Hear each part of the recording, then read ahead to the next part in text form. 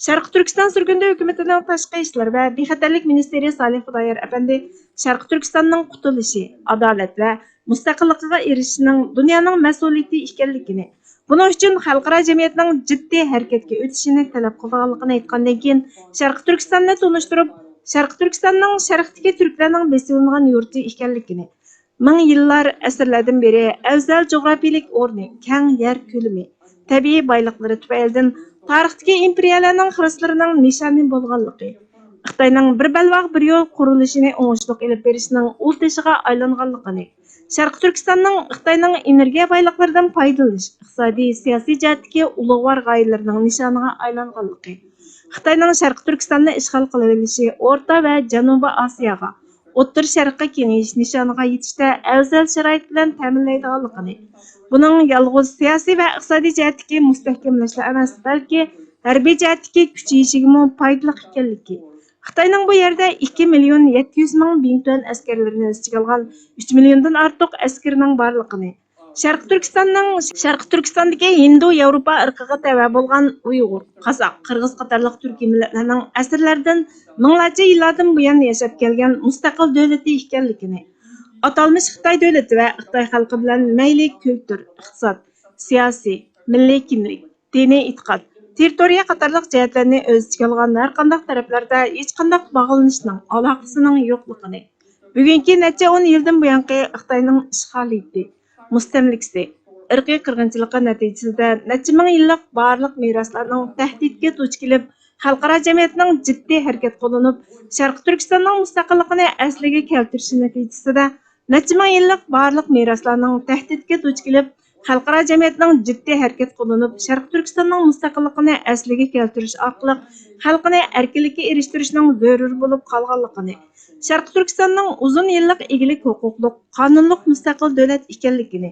keyin tadqiqot natijasidan ma'lum bo'lishicha, Sharqi Turkistondagi hozirgi Uyg'ur, Qirg'iz, Qozoq, O'zbek qatorliq turkiy xalqlarning 6400 yillik mustaqil davlat qurib yashash tarixiga ega Hindo-Yevropan turk xalqiga tava ekanligini, bu xalqning birlashib o'zgacha madaniyat va milliy kimlik borliqqa keltirib, O'rta Osiyoda va atrofidagi rayonlarga cho'nqur yildiz tortganligini, o'tgan 2000 yil jarayonida Sharqi Turkiston xalqining nurg'ulg'an mustaqil davlatlarni borliqqa keltirganligini, o'zliksiz turda egilik huquqliq o'z-o'zini idora qilish an'anani aks ettirganligini, eng oxirida 91 yilligini xotirlayotgan 1933 yili e'lon qilingan Cumhuriyet va 80 yilligini xotirlayotgan 1944 yili e'lon qilingan ikkinchi qatimliq Cumhuriyetning e'lon qilinish, yiqilish tarixi va sabablarini, muntazam harbiy kuchiga ega Sharqi Turkiston Cumhuriyetining Sovet ittifoqining aralashishi natijasida 1949 yili 10 oyda Xitoyning ishg'oliyatida qolganligini, Sharqi Turkiston xalqining izchil turda Xitoyning ishg'oliyatiga qarshi turib, mustaqillikni asliga keltirish ko'rishini bo'shashtirmay qilib kelayotganligini, Barin inqilobining portlash orqa ko'rinishi va bostirilishini,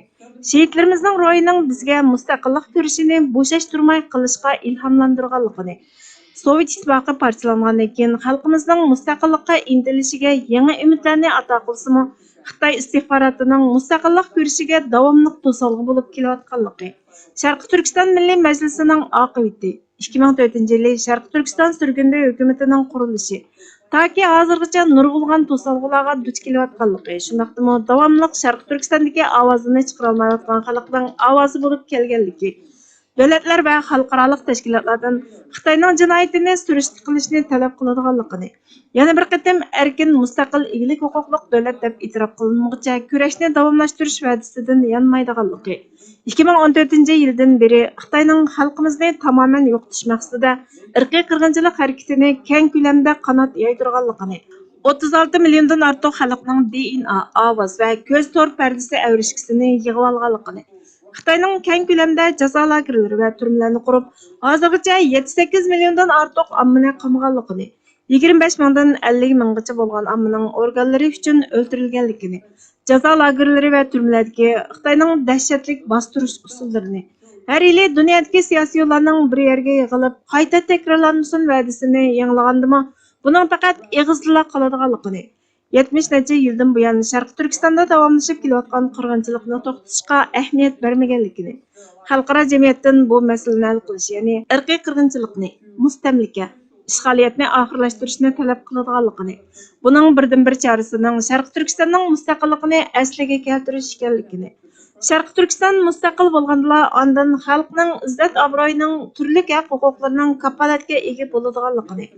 Amerikani o'z ichiga olgan erkinlik, hurlikka ahamiyat beradigan davlat rahbarlarini, xalqaro jamiyatni Sharqi Turkistonning egilik huquqini qo'llashga chaqiradiganligini,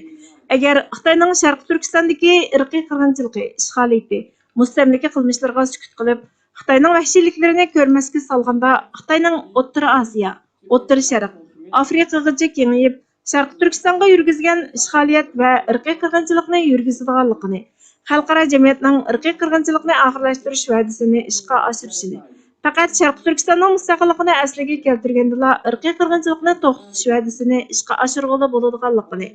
Chunki bu irqiy qirg'inchilikning yuz berishining tub sababining Xitoyning Sharqi Turkistonni ishg'ol qilib olishi, mustamlakaga aylantirib olishi ekanligini, xalqaro jamiyatning kishilik huquq va tinchlik uchun bergan va'dasiga amal qilishini talab qiladiganligini, buning yolg'iz Sharqi Turkistonning kelajagi uchun foydali bo'lib qolmasdan, dunyodagi barliq davlatlarning kelajagi uchun foydali bo'ladiganligini, shunga birinchidan irqiy qirg'inchilikni tonish, e'tirof qilishni, ikkinchidan irqiy qirg'inchilikning tub yildizining Xitoyning Sharqi Turkistonga bo'lgan ishg'oliyati, mustamlikasi ekanligini tonishni,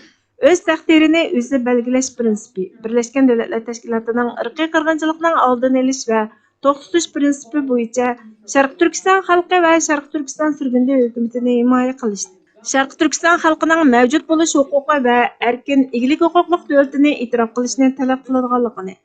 Amerikani o'z ichiga olgan har qaysi davlatlardan Sharqi Turkiston xalqi va Sharqi Turkiston surgundi hukumatini himoya qilishni, Sharqi Turkiston xalqining kelgusida mustaqil davlatini idora qilishi, tashqi o'z taqdirini o'zi belgilash uchun Sharqi Turkistonning mustaqilligini qo'llashini talab qiladiganligini,